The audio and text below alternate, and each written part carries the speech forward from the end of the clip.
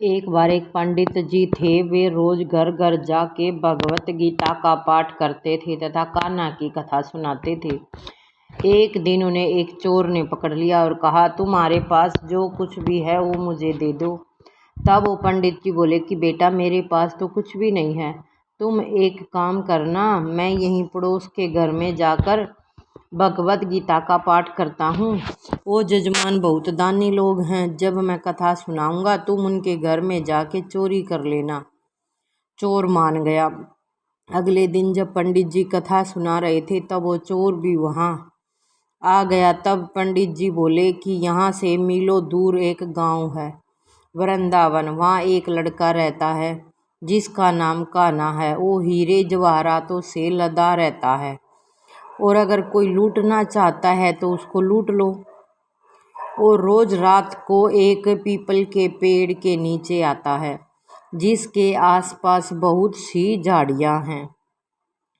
ये भाई लड़के ने तो उन्होंने सोचा के रखी पाओगा, लूट लेंगे। क्यों ना, उनका तो चोर है, वो तो चोर गए, उनके मन में तो लूटने की चाल लगी।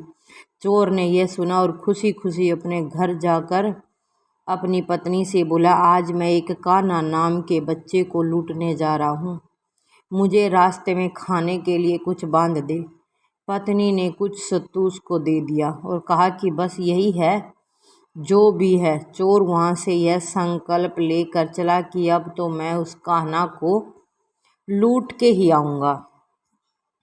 रास्ते में कान्हा का नाम लेते हुए अगले दिन शाम को वहाँ पहुँचा जो जगह उस पंडित जी ने बताई थी। वहाँ पहुँचकर सोचा, अगर मैं यहीं सामने खड़ा हो गया तो बच्चा मुझे देख के भाग जाएगा, तो मेरा यहाँ आना बेकार हो जाएगा। इसलिए उसने सोचा, क्यों न पास वाली झाड़ियों में ही छुप जाऊं। वो जैसे ही झाड़ियों में घुसा, झाड़ियों से कांटे उसे चुभने लगे। उस समय उसके मुख से एक ही आवाज़ आई, कान्हा कान्हा। उसका शरीर लूलुहान हो गया, पर मुख से फिर भी सिर्फ यही निकला, कान्हा कान्हा। अपनी भगत की दशा देख के कान्हा जी चल पड़े तो लक्ष्मी जी बोली कि प्रभु कहाँ चले, वो आपको लूट लेगा। प्रभु बोले कि कोई बात नहीं, अपने भक्तों के लिए तो मैं लूटना क्या, मिट जाना भी पसंद करूँगा। और ठाकुर जी बच्चे का रूप बना के आधी रात को वहाँ आए। वो जैसे ही पेड़ के पास पहुँचे, चोर एकदम से बाहर आ गया और उन्हें पकड़ कर बोला कि कान्हा, तूने मुझे बहुत दुखी किया है। अब ये चाकू देख रहा है ना, चुपचाप अपने सारे गहने मुझे दे दे।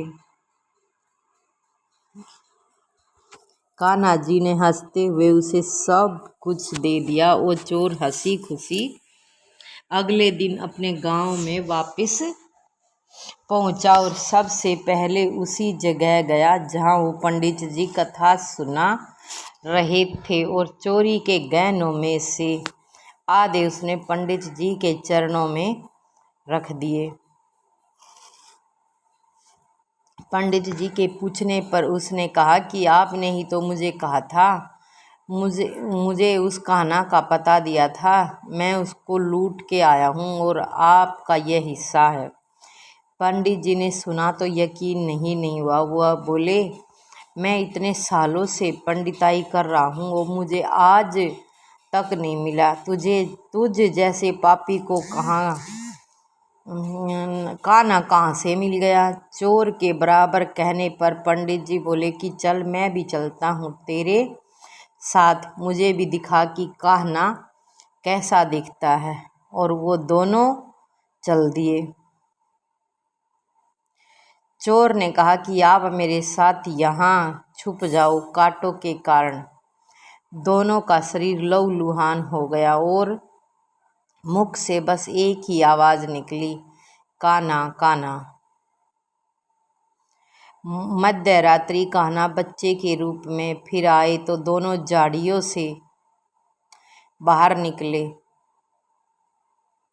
पंडित जी फूट फूट कर रोने लगे और जाके चोर के चरणों में गिरकर बोले कि हम जिस आज तक देखने के लिए तरसते रहे, जो आज तक लोगों को लूटता आया है, तुमने उसे ही लूट लिया। तुम धन्य हो। ऐसा है मेरे कान्हा का प्रेम अपने सच्चे भक्तों के लिए। यदि कोई भी उन्हें सच्चे दिल से पुकारते हैं तो वो भागे भागे चले आते हैं।